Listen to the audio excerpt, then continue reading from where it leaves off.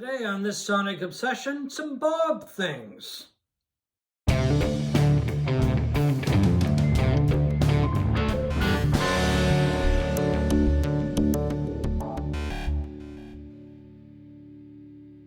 Hi folks, right over there is Steve McLeod. I'm John Whidden and welcome to this Sonic Obsession. Today we are going to talk about a few Bob things. Bob being Bob Dylan. Robert Zimmerman, I guess, was on his birth certificate.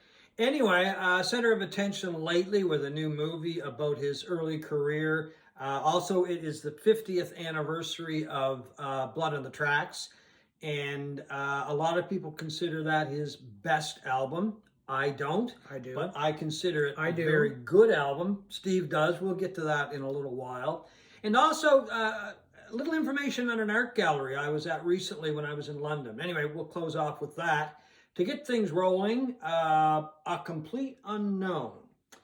What did you think now that you've had a few days to let it all sink in since you saw it? I thought it was fabulous. I thought they did an amazing job of recreating a very unique time and place in music. You know, Greenwich Village in 1961, and when Dylan arrives into New York.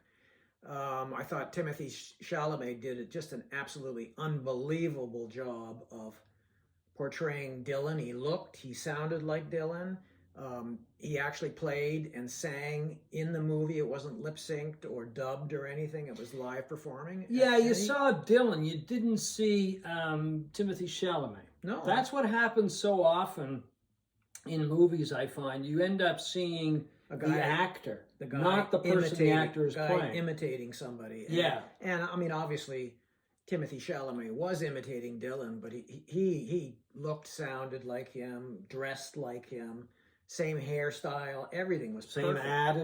Same attitude. You know, it was amazing. Yeah, we should also mention, I thought the other cast members, the main cast members, were tremendous as well. Monica Barbaro as Joan Baez, Edward Norton as Pete Seeger, and Boyd Holbrook as Johnny Cash. Those were some of the main characters. They did a bang-up job as well. Especially, to me, it was Monica Barbaro and Edward Norton. I mean, I was never a big Joan Baez fan, but I really liked her portrayal of Joan Baez. And I don't really know much about Pete Seeger, but I think Edward Norton, who I consider a great actor, really captured what Pete Seeger, to me, probably was like anyway. Don't you agree? Oh, yeah. I just thought it was a tremendous movie, and they did a fantastic job. It should do well in the award season coming up, although Timothy Chalamet didn't win a Golden Globes the other night for it. But I just thought it was a very emotional movie for me. You know, I mean, I'm not a huge Dylan fan, and we should say we are not Dylanologists. So don't hold us to some incredible standard of knowing absolutely everything that happened in this man's life. That's a full-time job. It is a full-time job. And but I got very emotional just watching him, you know, living in this, you know, incredible time and place in the 1960s. And just watching the music pour out of this man. Yeah. Like, it was an unbelievably... Young man. That's a key thing. I mean, you think about it, he was 20 or 21 when he wrote Blowin' in the Wind. Arguably the greatest civil rights song of all time. Yeah, I agree with that. And the profundity of his lyrics, you know, just beauty, the poetry that was pouring out of him. I mean, he spent a lot of time working on his art. But to see this movie and to watch him sing those songs and to see the reaction of the people who were around him listening to him unveil these songs for the first time was kind of emotional. Yeah, he was locked in when he was writing, as the movie shows. I mean, he basically would just kind of block out everything, including relationships, and he would concentrate on writing, and that was it. And I mean, it just took over control. I mean, I think he was probably searching for a word or words, and that just became his obsession, right? And of course, we are the recipients of that obsession with the great music that he wrote then, and of course, ever since. Yep. But he was influenced a lot, and this actually, I found this was very emotional as well, by Woody Guthrie. And when he arrived in New York City, one of the first things that he did when he left Minnesota and went to New York was to track down Woody Guthrie in a home, and I believe it was in New Jersey, the home, Greystone, I think, if I remember correctly. A hospital, wasn't a hospital or a home. Yeah, he was dying of, is it Huntington's that he had? I believe so, disease? yeah. And he goes and sees Woody Guthrie in this room, and that's where he meets Pete Seeger, because Pete Seeger was visiting Woody as well. And he takes out his guitar, and they ask him to play something, and he sings this song for Woody, and Woody starts pounding on the side of a dresser next to his bed, and encouraging him, and it was quite a moving moment. Yeah, I don't know if that's factually correct. I don't know if that's correct that they met at the hospital. I'm not quite sure. So. Okay, it could be. But again, anyway, we're not Dylanologists. We're not Dylanologists. Anyway, they did meet. That's the important thing. He had a lot of respect for Woody Guthrie and the songs that Woody Guthrie wrote, and of course, it influenced his writing. And as I said, that came out over the years, and we are the recipients of that. But I think it was just that era that the movie captures, and it captures it very well. Well, they do a great job of recreating the streetscape of Greenwich Village. Yeah, because you can see the Chelsea Hotel in a couple of shots, right? And it looks like Greenwich Village in the 60s. It really does. Well, I think it does. I mean, I wasn't there either, but to me, it captured that whole atmosphere, right? It shows other clubs along the way on probably McDougal Street and Bleecker Street, that whole area where folk music was huge at the time. Yeah, and it deals also with his relationship that he had when he first arrived in New York. He fell in love with this very young Suze Rotolo, this art student who was living in Greenwich Village at the time, and before long they were living together and doing all of this, and you do see the relationship, of how difficult it was for Dylan to do anything but follow his muse and his art. Yeah. To the detriment of his and relationship. She was the one, unfortunately, who paid the price for his obsession, right? I mean, he just sometimes wouldn't even pay attention to her, as portrayed in the film. Yeah, anyway. and before long, he was having an affair with Joan Baez, and she's not, her real name is not used in the film, and that was, as I understand it, a request that Dylan made, because I think, as he said, she was not a public person. We should point out that she died a few years ago. Yeah. And anyway, I was in a record store in Greenwich Village a few years ago, and the front window was full of the cover of The Freewheelin' Bob Dylan. That's the album with her and Dylan walking down the street. And anyway, Steve's got it right there. Anyway, the record store owner, a manager, said, "Oh, by the way," he said, "just out there is where they took that picture." That's why he had so many in the window or available to buy. I mean, he was tying it in with his store being right there on the street. I can't remember what street it was. Anyway, so we took a picture, my wife and I, just for the fun of it as well. I thought it was McDougal Street, wasn't it? It could have been McDougal Street. I can't remember. We were just kind of wandering around, and I saw this record store, and with that, a few copies sitting in the window. So we went in, and it had to be, was really weird because we had to ring a bell, and the guy came out and let us in, if I remember correctly. It was all locked up. I'm thinking to myself, well, you can't sell many albums if you have to get rung in. But anyway, he was an interesting character, and we had a great chat, and then away we went. But I think, Dylan didn't want her real name used because I think, as he said, she wasn't a public person. But as I said, she has passed away. So anyway, it just shows the respect that, he has now for her, and I think the relationship that they had back then. Yeah, the centerpiece of this movie, of course, was Dylan's infamous Going Electric concert at the Newport Folk Festival in 1965. Yeah. Where, against the wishes of all of the organizers, including Pete Seeger, he got a band of electric players, including Mike Bloomfield, the great Chicago blues guitarist, to play. And of course, the mythology of that three-song concert or set, kind of has defined Dylan ever since. Was the crowd booing because he went electric? Were they booing because the sound was terrible? Were they booing because he only played 3 songs? Who knows? Well, exactly. Everybody has a different opinion. Yeah, exactly. And he did come back and do 2 more songs, Yeah. I believe, after he did the electric song. Acoustic songs. Acoustic songs, yeah. But that probably wasn't enough to satisfy everybody. And then there were calls of Judas. Yeah. But that wasn't accurate No. because those calls were made in Manchester, England. Yeah. After that. And the Manchester, England show has, over the years, become known as the Royal Albert Hall. Royal Albert Hall show, even though it was recorded in Manchester. Yeah, you know, so on this... which is in a, Manchester is in a different part of England than London. I'm not sure why that confusion, but anyway. I don't understand the confusion either, but it's very typical of Dylan because he's a very mysterious figure. Yeah. You don't know, you don't know what is real and what isn't sometimes. Like in the movie, he's telling Suze Rotolo that he was in a traveling circus, and he's telling a carnival, a carnival, yeah. And you know, I don't think it was true, and no, it's just part of this. He's built this myths up around him. But anyway, a tremendous movie. I don't even think you have to, excuse me, like Dylan to like the movie. No. Do you? No. Because it really is a picture of an era, a musical era, but also a time in history that I find really interesting, and I read a lot about it if I can. And will never be repeated. And it won't be repeated. It was that whole scene in Greenwich Village. It was the civil rights movement. It was the folk movement. It was Dylan going electric.